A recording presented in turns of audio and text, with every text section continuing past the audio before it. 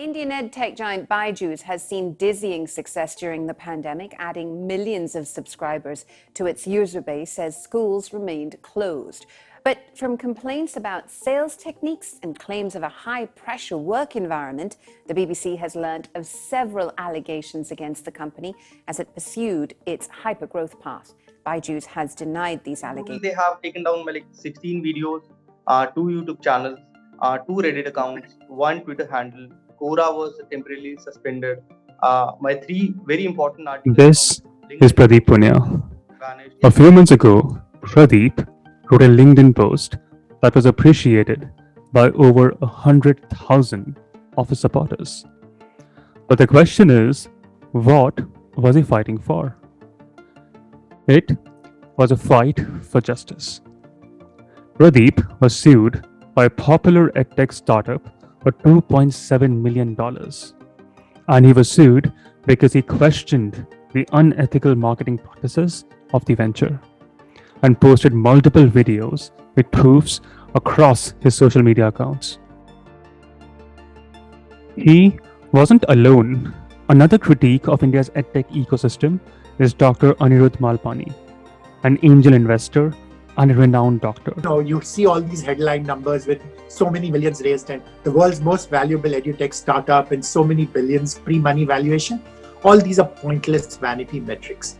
I think at some point we can't afford to forget education, like healthcare, is a public good. He was sued for over $1.9 million by the most valued startup in South Asia for questioning the marketing tactics. But the larger question is, what is happening in the education industry? And why do we have billion-dollar valuations and $1 million court cases? And how are these edtech ventures attracting sports stars to movie stars to speak about the glory of their venture? But first, let's understand why education is an attractive space for entrepreneurs and, most importantly, for investors.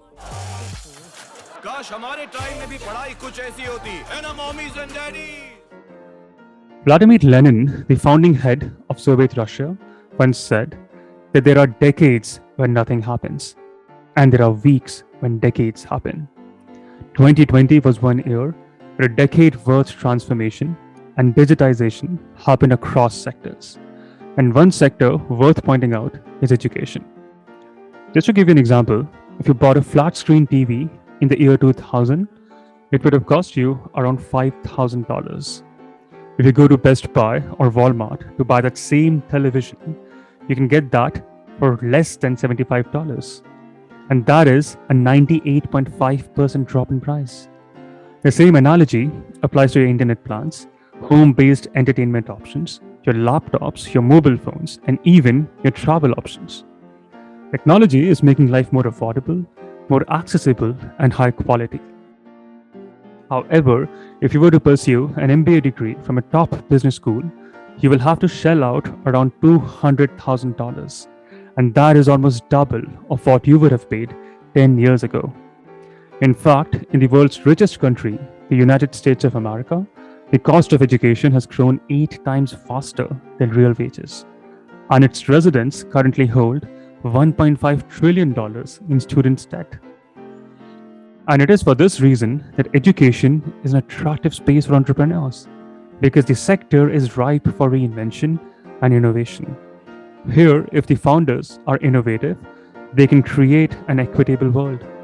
A world where not just one person gets access to the Ivy League education, but a world where majority of people can get impeccable education via rooms and gates not manned by 19th century Ivy League gatekeepers. Be it in India or Indonesia or the US, many innovations are happening in the education space. In the US, for example, Lambda School is training people to be software engineers. In Asia, the Middle East, and Africa, Global Governance Initiative is providing networking and community and learning alternatives to MBAs and MTPs, all for less than 1,000th of the cost. And there is a pantheon of education ventures like Leap, Blockchain, Primer, Schoolhouse, closing the skills gap. But there are also education ventures that have transformed themselves to be full-blown marketing companies. These startups are sponsoring cricket tournaments. They're hiring movie stars as their brand ambassadors. And if you were to browse through the LinkedIn accounts of employees in such ventures, you would realize that majority of them are marketeers and not educationists. And there is a massive scam. This scam unfolds in 3 steps. Step 1, founders of funded edtech ventures work under tremendous pressure from their board members and investors. Investors are under pressure to build a portfolio of companies that promises strong returns. And why is that? Because they have to raise another round from their limited partners. Step 2 is where the problem occurs. Here comes the problem of IRR. Returns for an investor are measured by a metric called the internal rate of return, IRR. It is a function of 2 factors, time and capital. The faster a portfolio company is sold for as high an amount, the higher the IRR. Exit delays create immense pressure on investors. The longer a startup takes to reach a critical value milestone, usually measured in terms of growth and acquired users, the more concerned investor becomes. After all, as mentioned, the one metric that a VC lives by, called the IRR, drops rapidly over the passage of time. Step 3, in every board meeting, founders have to justify the user acquisition strategy, blitzscaling strategy, so on and so forth. And as a result, education companies are reduced to a single line statistic, measured primarily by multiple of capital invested and gross IRR. It is no surprise the so-called education companies hire more marketing professionals than real educators. And they innovate not to improve the course content, but to sell the course content.